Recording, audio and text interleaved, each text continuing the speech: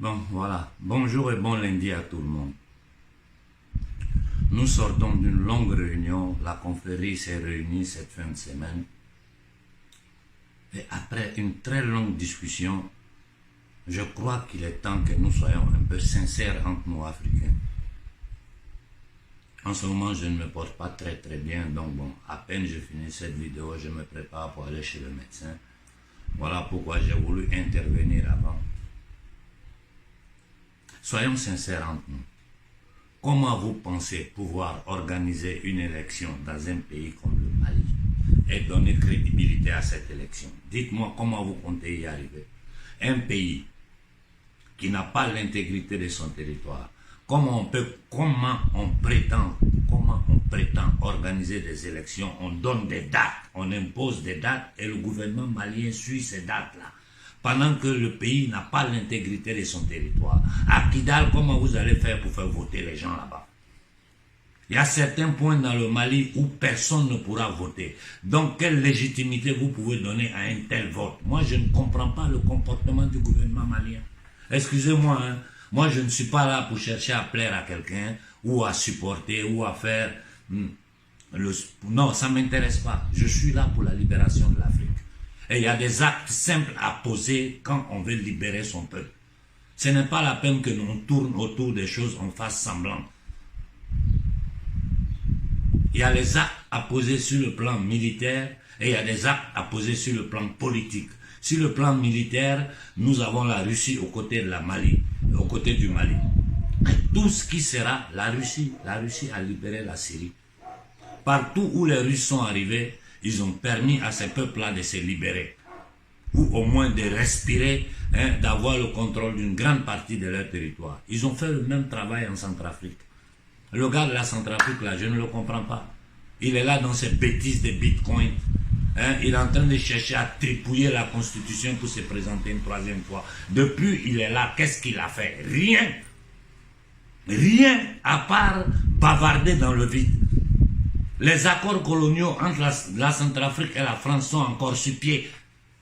Arrêtez de vous foutre de la gueule des Africains. Je crois que les Centrafricains doivent regarder ce monsieur avec beaucoup d'attention. Il joue au compte, dégagez-le. C'est quoi ça? Au Mali, j'ai dit au colonel Koïta, aujourd'hui tu dois comprendre. Il faut que tu prennes conscience. Je vois ce qui se passe à l'intérieur du Mali.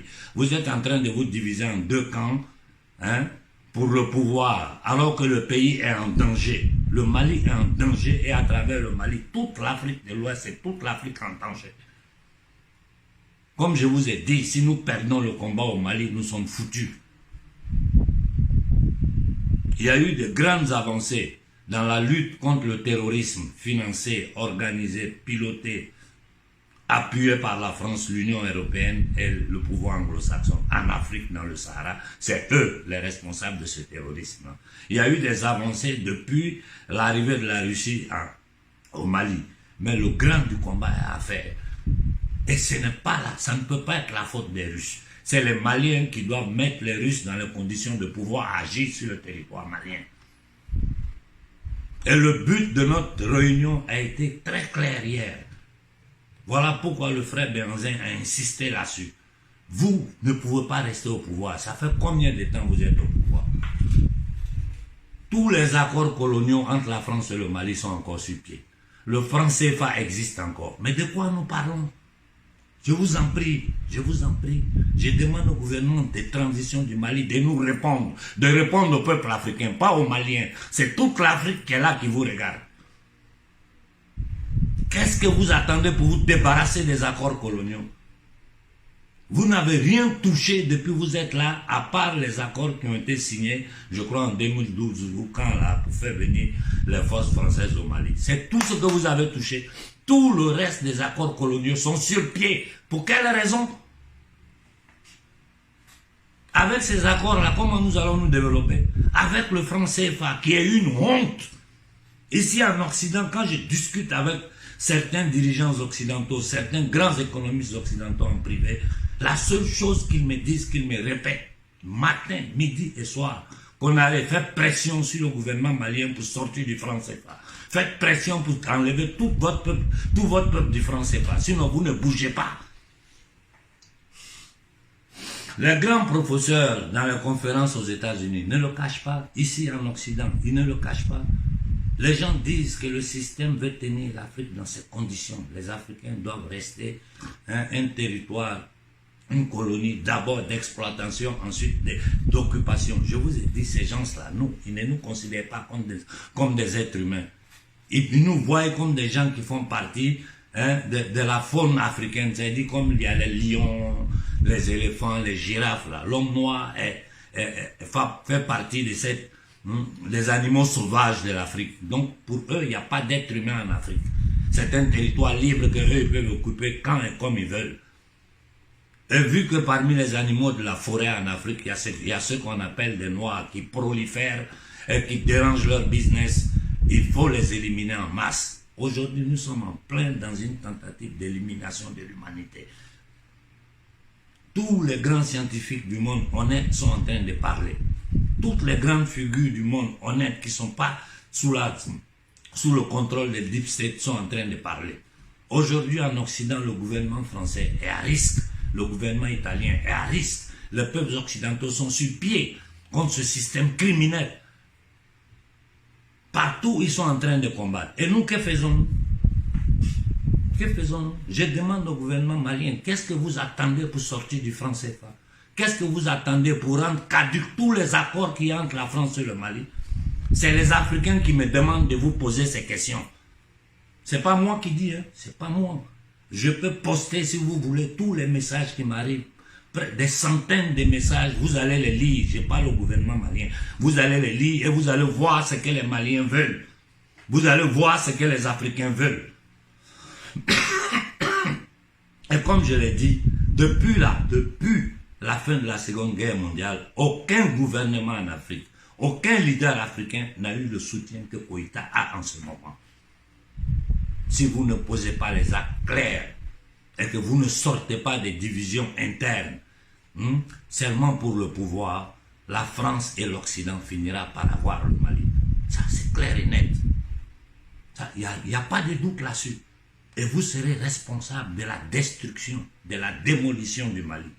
Mais si le colonel Koïta prend des positions claires maintenant, tu sors de la CEDEAO, du franc CFA, tu rends caduc tous les accords qui entre la France et le Mali aux Nations Unies, personne ne peut rien dire. Personne dans le monde peut ouvrir la bouche. Sinon, nous mettons à terre toutes leurs ambassades. Nous sommes en guerre et aujourd'hui, nous sommes organisés, prêts à nous défendre en cas de nécessité. Être pacifiste, ça ne signifie pas être con, que je vais m'asseoir, tu vas venir attaquer ma famille avec des armes, je vais te laisser tuer ma famille. Non, je vais défendre ma famille par tous les moyens. Donc voilà le message de la société civile africaine au gouvernement de transition malien. Arrêtez avec des bêtises. Un pays qui est en guerre parce que le Mali est en guerre, attaqué par des terroristes financés, protégés par les Occidentaux. Un pays en guerre ne peut pas parler d'élections imposées par ceux qui leur ont envoyé les terroristes dans leur maison. En utilisant des instruments au service de l'impérialisme occidental comme la CEDEAO, qui est un instrument que nous devons détruire totalement et reconstruire une vraie communauté économique africaine, afro-africaine, faite par nous, sans l'ingérence des Occidentaux dedans. C'est ce que Kadhafi a tenté de faire, ils l'ont éliminé. Nous avons une culture qui ne nous permet pas de foncer nos aînés. Voilà pourquoi, jusqu'à présent, je n'ai pas dit une parole sur le Moronaba. Mais si je serai obligé, je prendrai la parole et je parlerai de lui. J'ai dit à tous les chefs coutumiers, à tous les imams, à tous les prêtres au Burkina, vous n'avez pas honte. Vous n'avez pas honte. Vous n'avez pas honte. Les gens sont en train de venir installer des forces d'occupation impérialistes, avec une sémantique truquée, faisant croire qu'ils viennent lutter contre le terrorisme qu'eux-mêmes ils ont créé. Si la terre de Sankara qu'ils ont assassiné aux yeux du monde entier. Vous n'avez pas honte.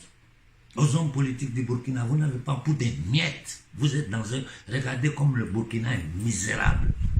Moi, je suis arrivé à Bobo, je suis resté choqué. Saleté, poussière, n'importe quoi. Tu arrives à Ouagan, on dit ça c'est capital. C'est quelle capitale ça? L'or du Burkina sort, matin, midi et soir, le coton, ça s'en va. Et les matières premières que le Burkina a demandées à vos dirigeants, ils vont vous dire, ils savent. J'ai dit, toute l'Afrique est un paradis. Toutes les matières premières dont ils ont besoin pour les nouvelles technologies, pour le futur, pour l'intelligence artificielle, c'est versé chez nous. Nous avons une population jeune qui veut éliminer. Tu vois des gens, quand je vous disais le coup d'État fait par l'OTAN en Guinée, ça, c'est pas un coup d'État de la France, c'est un coup d'État de l'OTAN, c'est-à-dire les États-Unis, la France, l'Angleterre et les États satellites qui sont derrière eux. Ils ont placé un drogué, un gangster à la tête de la Guinée. Et vous êtes en train de divaguer. Tout ce qui va vous arriver là-bas, personne n'est responsable. C'est vous, et ne venez pas vous plaindre devant les gens. Vous allez subir votre inertie, votre inconscience. Le monde, on est là, on regarde, vous allez voir ce que vous allez subir. C'est un gangster, un drogué, un voyou que l'OTAN a imposé sur la Guinée. Je suis en train de vous dire la vérité et je ne mange pas mes paroles. Aujourd'hui, Kaboré est libre, sans aucune poursuite, il se balade au Burkina. Pourquoi? Parce qu'il a bien travaillé pour ses patrons. Ils ont fait ce petit jeu de coup d'État, ils ont placé un voyou à la tête du Burkina, qui est en train de faire venir installer les forces de l'OTAN au Burkina pour encercler le Mali. Au Niger, arrêtez de nous saouler avec vos bêtises. Vous êtes des incapables assis en train de regarder Bazoum vendre votre peuple aux Occidentaux. Et vous vous plaignez vous êtes tous des guerriers du clavier sur Internet. Sur Internet, tout le monde est guerrier. C'est clavier, bla bla bla, ça crie ça. Mais quand on dit levez-vous, personne ne se lève. Aujourd'hui, en Occident, ils ont décidé de réactiver, de construire de nouveaux centrales nucléaires. Où ils vont aller prendre l'uranium? C'est pas en Russie. C'est chez nous en Afrique qu'ils vont venir prendre. C'est rempli dans le Sahara. Au Niger, les enfants n'ont pas d'eau potable pour boire. Tu vois des enfants de gros ventres, c'est rempli de têtards. Tu vas dans le nord du Mali. Moi, j'ai vu des choses dans le nord du Mali. Je suis resté choqué. J'ai dit, mais comment un peuple peut accepter ça? Et c'est toute l'Afrique qui est comme ça. Aujourd'hui, les Occidentaux ont peur d'une seule chose. C'est nous les panafricains. C'est nous qui faisons la politique extérieure de l'Afrique. Parce que quand nous parlons, tous les gouvernements occidentaux nous écoutent. Et ils savent qu'aujourd'hui, nous avons la force de faire lever la société civile africaine. Voilà pourquoi ils vont essayer de nous faire taire tous un à un. C'est nous qui leur faisons peur. Parce que la chose qui fait trembler l'Occident, c'est construire les États-Unis d'Afrique. Un peuple qu'ils ont tenu en esclavage depuis la bulle papale de 1454 jusqu'à aujourd'hui. Et ils ne le cachent même pas. Les intellectuels occidentaux honnêtes le dénoncent matin, midi et soir, ce que leurs élites font au peuple africain. Des gens comme Ouattara, ils sont assis là. C'est-à-dire ils ont créé partout en Afrique la bourgeoisie coloniale qui leur permet de voler le peuple africain. C'est tout. C'est tout.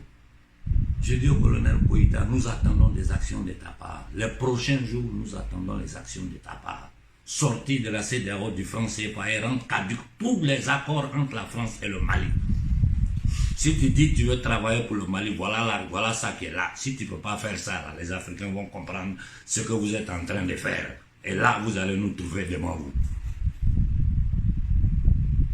J'ai dit aux Centrafricains, ne permettez pas à Touadéra de modifier la Constitution pour se présenter. Ce monsieur est un traître. Il ment, il est en train de vous mentir. Parce que si c'était un homme honnête, déjà tous les accords entre Centrafrique et la France est terminé. C'est-à-dire les Français, mais il avait déjà nettoyé le pays. Il a assis là, il ne fout rien dans ces bêtises de bitcoin. Maintenant, chercher à modifier la Constitution, à normaliser les rapports avec la France. Il vous a trahi. De Tshisekedi, ne parlons même pas, ça ne vaut pas la peine. Le gars du Rwanda, Kagame, c'est un agent pur de la CIA. Il est en train de tenter d'utiliser le Rwanda comme laboratoire pour le World Economic Forum, c'est-à-dire l'introduction du transhumanisme, l'élimination de ce qu'ils appellent des mangeurs inutiles. Nous, là, ils nous appellent des mangeurs inutiles. Ils ne nous considèrent même pas comme êtres humains. Nous faisons partie de la faune, de la flore, c'est-à-dire de la forêt africaine, comme les lions, les trucs. Aujourd'hui encore, le code noir n'a pas été aboli en France. Le code noir est en vigueur en France. Aujourd'hui, je suis en train de vous parler. Est-ce que ça vous étonne qu'on tue nos frères dans les frontières partout?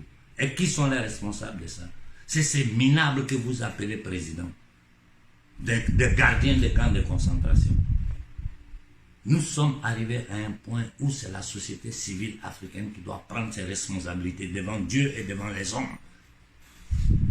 J'ai dit aux Maliens, vous ne devez plus vous asseoir. N'attendez pas. Chaque Malien doit avoir cette conscience individuelle. Votre pays est en danger. Le Mali est en danger. Et si le Mali pète, toute l'Afrique pète. Ils vont s'installer là avec les militaires. Ça fait combien d'années ils sont en Irak?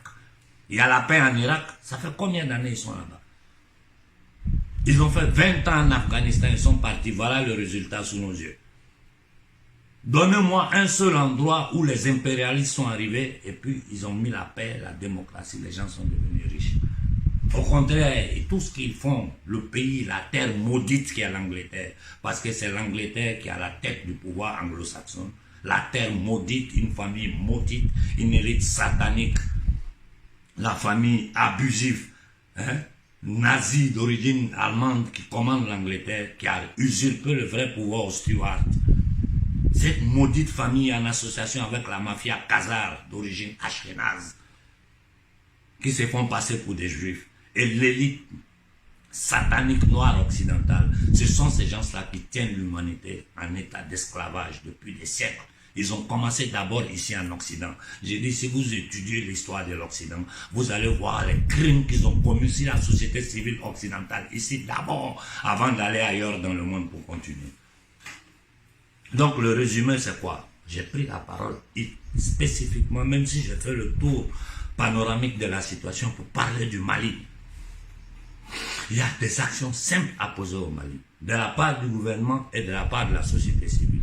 Le gouvernement doit immédiatement voter, rendre caducs tous les accords qu'il y a entre la France et le Mali. 1.